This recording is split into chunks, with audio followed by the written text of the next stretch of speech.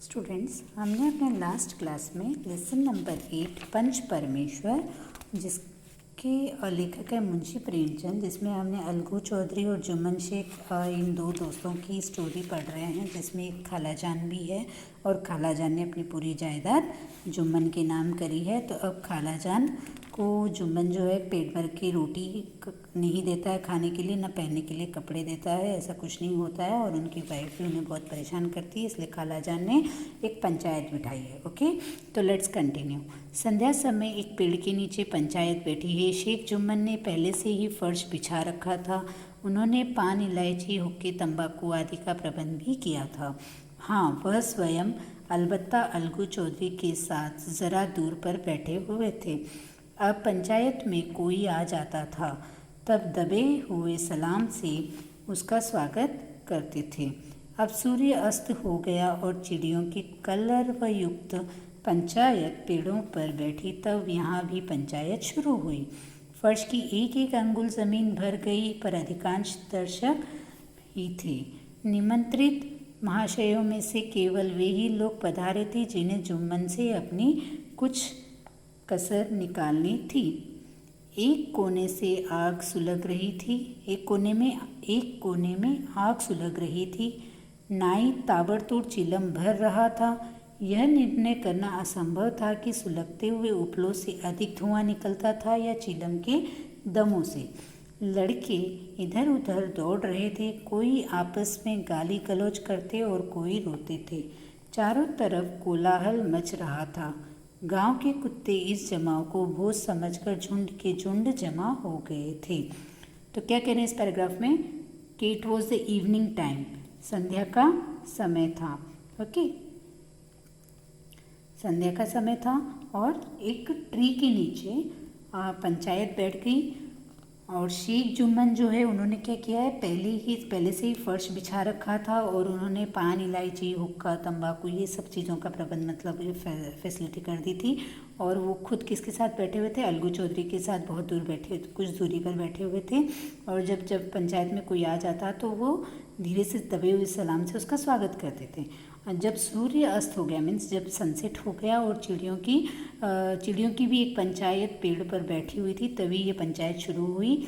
और जो पंचायत की जो पंचायत वाली प्लेस है ना, जो ट्री के नीचे वाली प्लेस है, वो पूरी फर्श जो है एक एक अंगुल ज़मीन भर गई, पर अधिकांश दर्शक ही थे और बहुत कम ही लोग थे। निमंत्रित महाशयों में से मतलब जो इनवाइटेड लोग थे, उनमें से केवल वे ही लोग पधारे जिनको जुम्मन से अपनी कुछ कसर निकालनी थी। मीन्स उनको जुम्मन से कुछ ना कुछ क्या कहते हैं, एनमी थे। Means it's type of enemy कि उन्हें कुछ ना कुछ बदला लेना था, दैट्स टाइप। ओके, एक कोने में आग सुलग रही थी और नाई जो वो है वो चिलम भर रहा था। और ये डिसीजन कर पाना बहुत ही मुश्किल था कि किससे सबसे ज़्यादा धुआं निकलता है। मीन्स सुलगते हुए उपलों में से, जो आग सुलग रही है उसमें से, या फिर उस चीलम से। मीन्स जो कोई भी बोलता करता तो गुस्से में चिलम भरता है, जैसे हम लोग देखते हैं कि कई लोग सिगरेट फूंकते हैं और फिर वो धुआं निकालते हैं, राइट। उसी तरह लड़के इधर उधर दौड़ रहे थे और सब लोग कोई आपस में गाली गलौज भी कर रहे थे। तो चारों तरफ बहुत सारा शोर था और गांव के कुत्तों ने यह शोर सुनकर क्या सोचा कि यहाँ पर कोई डिनर रखा हुआ है, तो कुत्तों का झुंड भी वहाँ जमा हो गया। पंच लोग बैठ गए तो बूढ़ी खाला ने उनसे विनती की कि पंचों, आज 3 साल हुए मैंने अपनी सारी जायदाद अपने भांजे जुम्मन के नाम लिख दी थी। इसे आप लोग जानते ही होंगे। जुम्मन ने मुझे ताहयात रोटी कपड़ा देना कबूल किया। साल भर तो मैंने इसके साथ रो धोकर काटा, पर अब रात दिन का रोना नहीं सहा जाता। मुझे न पेट की रोटी मिलती है, न तन का कपड़ा। बेकस बेवा हूँ, कचहरी दरबार नहीं कर सकती। तुम्हारे सिवा और किसको अपना दुख सुनाऊँ। तुम लोग जो राह निकाल दो उसी राह पर चलूँ। अगर मुझ में कोई ऐब देखा तो मेरे मुंह पर थप्पड़ मारो। जुम्मन में बुराई देखो तो उसे समझाओ, क्यों एक बेकस की आह लेता है। मैं पंचों का हुक्म सिर माथे पर चढ़ाऊँगी। तो क्या कह रही है खालाजान, पंच लोग जब बैठ गए तो बूढ़ी खाला ने उनसे एक रिक्वेस्ट की कि वे 3 साल पहले मैंने जो है जुम्मन को अपनी सारी जायदाद उसके नाम कर दी थी, और ये बात तो आप लोग जानते ही हो।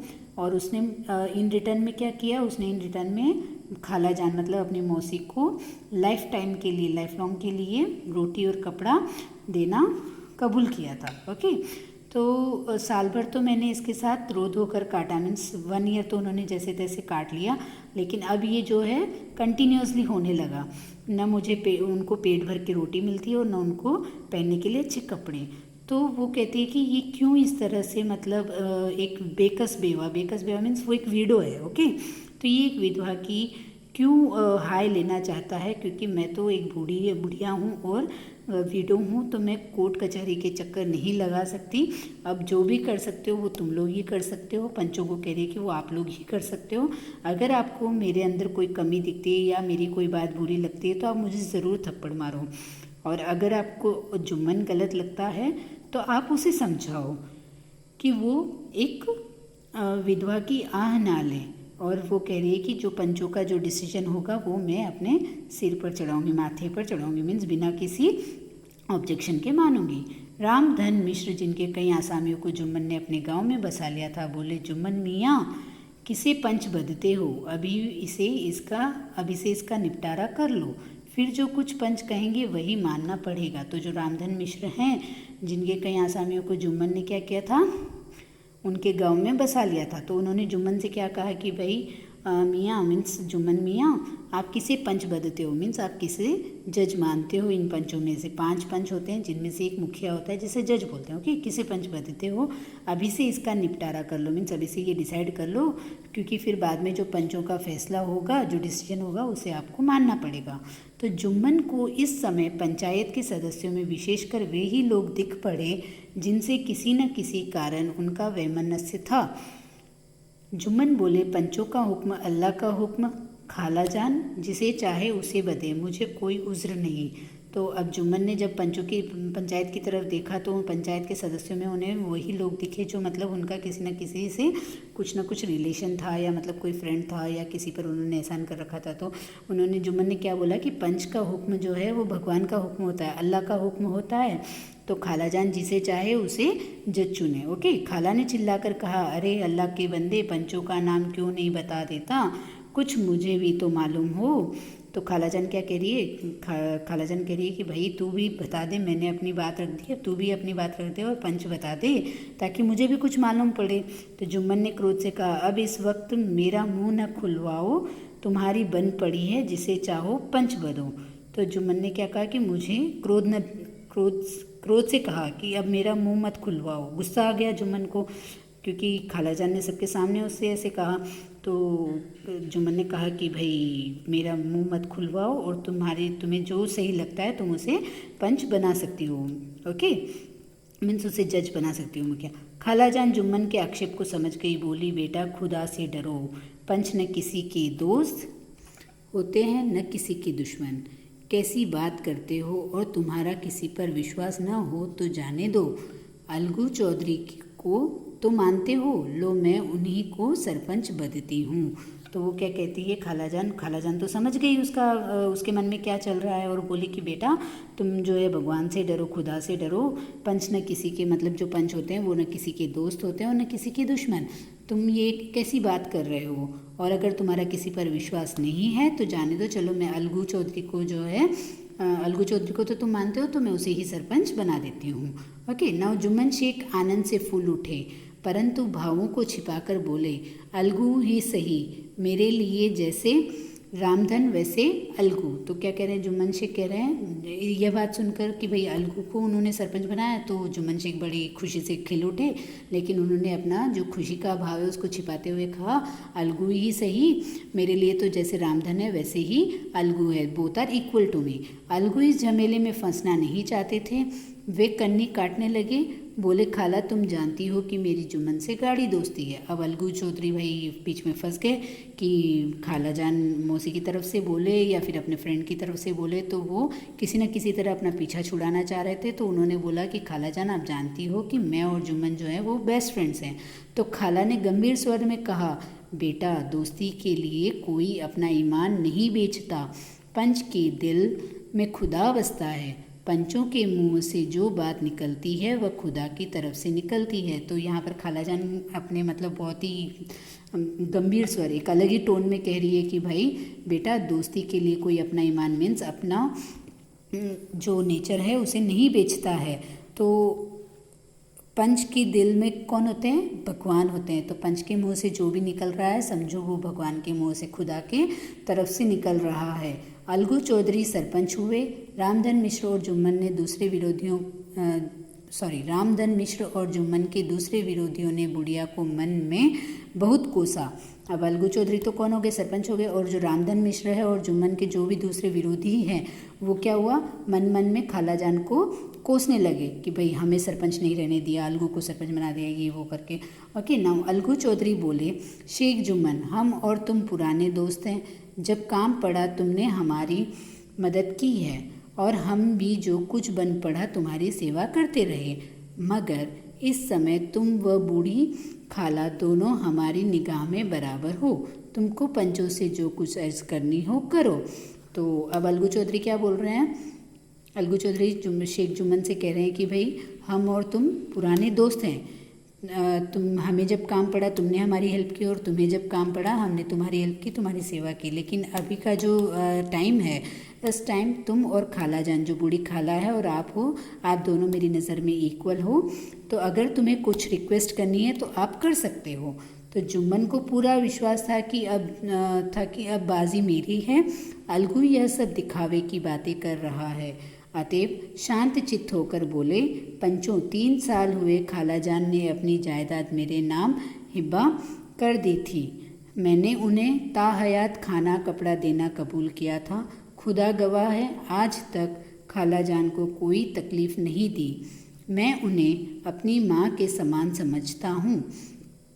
उनकी खिदमत करना मेरा फ़र्ज़ है, मगर औरतों में ज़रा अनबन रहती है, उसमें मेरा क्या बस है। खालाजान मुझसे माहवार खर्च अलग मांगती है। जायदाद जितनी है वह पंचों से छिपी नहीं।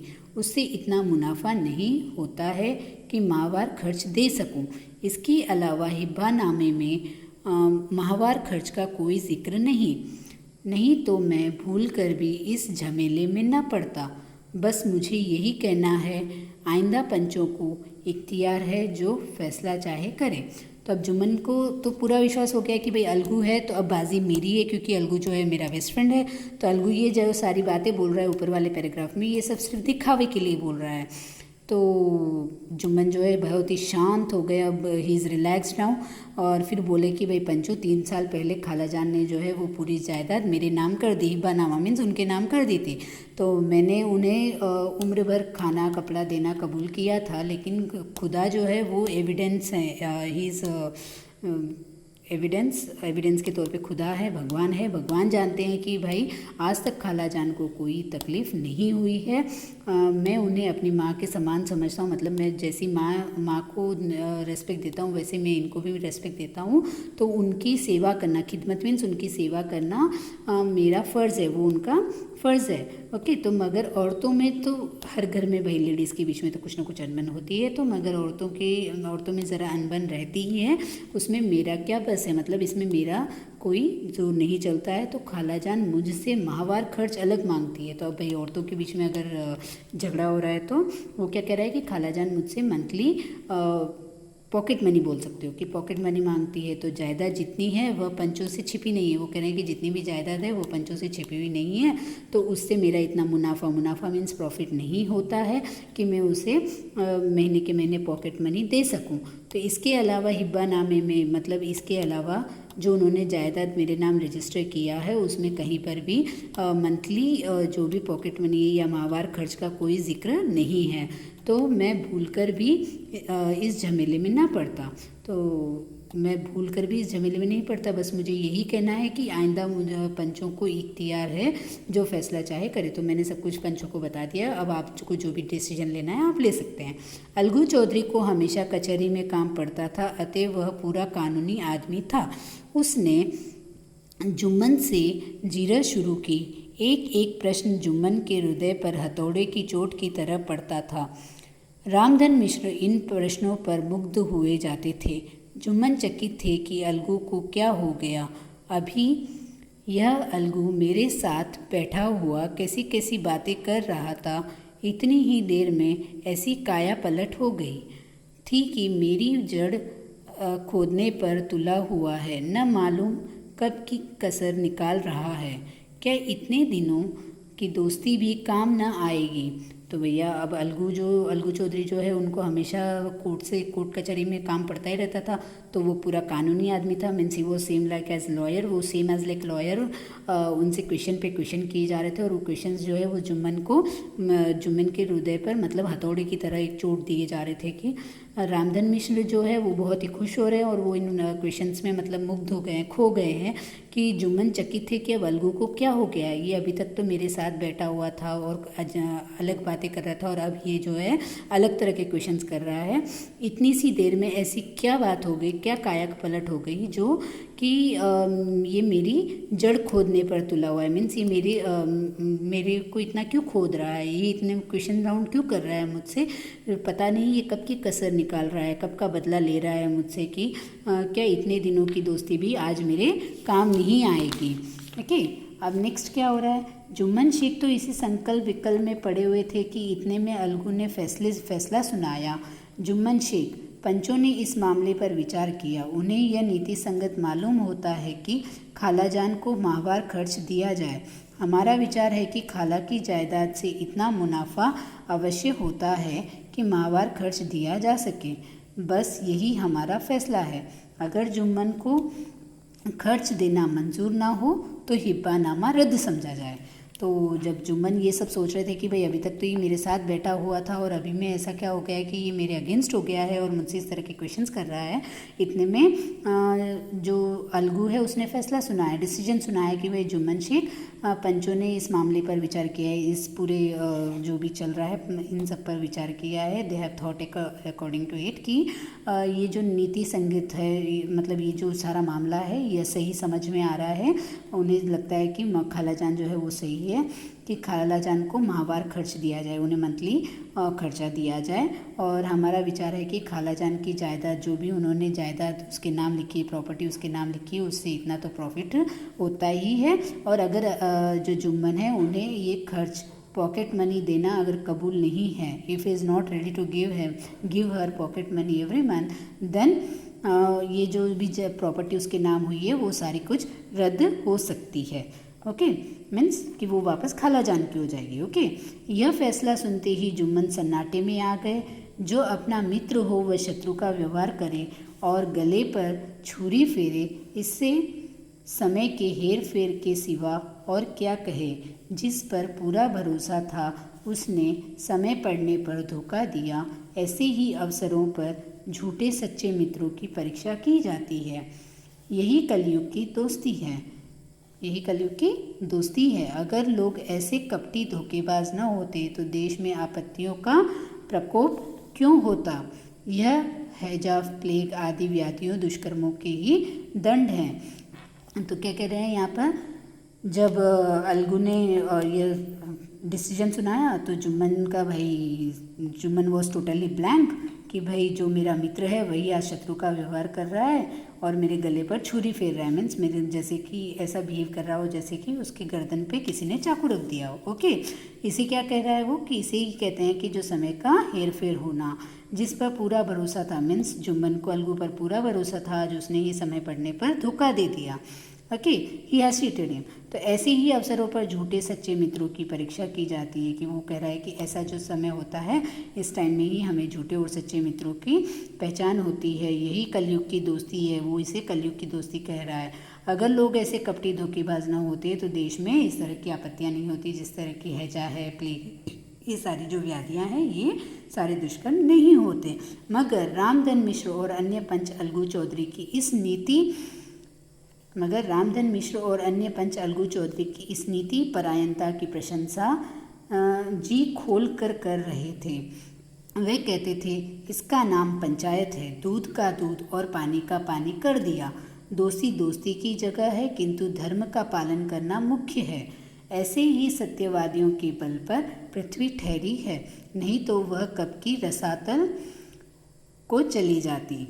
तो जब अलगू ने यह डिसीजन सुनाया तो ये जो जुम्मन थे वो तो ब्लैंक हो गए थे, लेकिन जो रामधन मिश्र और जो बाकी दूसरे लोग थे उन्होंने कहा कि यह नीति परायण, उन्होंने अलगू की नीति परायणता मीन्स द वे पॉलिटिक्स जो इसकी क्या कहते हैं, अलगू की जो वे ऑफ टॉकिंग है, पॉलिटिक्स है, सिचुएशन को जिस तरह से अलगू ने हैंडल किया है वो उसकी बहुत ही प्रशंसा कर रहे थे। दे वर प्रेजिंग हिम कि जी खोल कर रहे थे। वे क्या कह रहे थे कि इसका नाम पंचायत है, इसे कहते हैं सही जजमेंट, कि इसने अलगू ने जो है दूध का दूध और पानी का पानी कर दिया और दोस्ती को दोस्ती की जगह रखा और धर्म का पालन करना ही मुख्य है। किसी भी इंसान के लिए धर्म का पालन करना ही मुख्य है। ऐसे ही सत्यवादियों के बल पर, जो लोग ऐसी तरह सत्य का साथ देते हैं, उन्हीं के बल पर हमारी जो पृथ्वी है वह ठहरी हुई है। इस फैसले ने अलगू और जुम्मन की दोस्ती की जड़ हिला दी। अब वे साथ साथ बातें करते नहीं दिखाई देते थे। इतना पुराना मित्रता रूपी वृक्ष सत्य का एक झोंका भी न सह सका। सचमुच वह बालू की ही ज़मीन पर खड़ा था। तो इस डिसीजन से क्या हुआ, जुम्मन की और अलगू की जो फ्रेंडशिप थी वो उसकी रूट के जड़ जो है वो हिल गई। अब वे दोनों साथ बातें करते कभी दिखाई नहीं देते थे और जो इतनी पुरानी फ्रेंडशिप थी, पुरानी फ्रेंडशिप रूपी वृक्ष सत्य का एक झोंका भी न सह सका। मीन्स वो क्या कह रहे हैं कि जो ट्री है, फ्रेंडशिप रूपी ट्री है, वो सत्य का एक झोंका भी नहीं सह सका। मीन्स ट्रूथ को नहीं सह सका और वो ट्री जो है गिर गया। सचमुच वह बालू की ही ज़मीन पर खड़ा था। मीन्स एक अच्छी फर्टाइल सॉइल या अच्छी जगह पर नहीं था कि जहाँ पर वह ठहर पाए। उनमें अब शिष्टाचार का अधिक व्यवहार होने लगा, एक दूसरे की आव भगत ज़्यादा करने लगे। वे मिलते जुलते थे मगर उसी तरह जैसे तलवार से ढाल मिलती है। यही चिंता रहती थी कि किसी तरह बदला लेने का अवसर मिले। तो अब उनमें क्या हो रहा है, शिष्टाचार का अधिक व्यवहार हो रहा है। शिष्टाचार मतलब अगर अलगू जुम्मन के घर जाता है तो जुम्मन उन्हें मतलब एक होता है ना, नॉन अननोन पर्सन जब आपके घर आते हैं तो आप उसे बहुत रेस्पेक्ट देते हो, बैठने के लिए बोलते हो, चाय पानी के लिए पूछते हो। तो सेम वैसे उसी तरह एक शिष्टाचार का अधिक व्यवहार होने लग गया और एक दूसरे की आवभगत वो ज़्यादा करने लग गए। और वो जब भी मिलते जुलते थे तो वो कैसे मिलते थे, जैसे कि एक तलवार और एक ढाल मिलती है। ओके, तो यही चिंता लगी रहती थी। मतलब जुम्मन इसी मौके में था कि भाई उसे कोई अवसर मिले और वो इस चीज़ का बदला उसे ले सके। तो इस वाले इंसिडेंट से हमें यह पता लग रहा है कि जो फ्रेंडशिप है, फ्रेंडशिप की जगह पर है और जो है हमें हमेशा अपने कर्तव्य को प्रायोरिटी देनी चाहिए, सही डिसीजन लेना चाहिए समय रहते। ओके, तो क्या हुआ जब जुम्मन अलगू ने सही का साथ दिया, उनकी फ्रेंडशिप टूट गई। तो हमें कभी भी ऐसा नहीं करना चाहिए। इसका जो नेक्स्ट पार्ट है वो आपको मैं नेक्स्ट क्लास में बताऊंगी। Okay, today that's it. क्योंकि आगे मैं आपको इसकी जो स्टोरी है आगे और भी इंटरेस्टिंग है, प्लीज़ आगे की क्लास ज़रूर सुनना। Okay, thank you.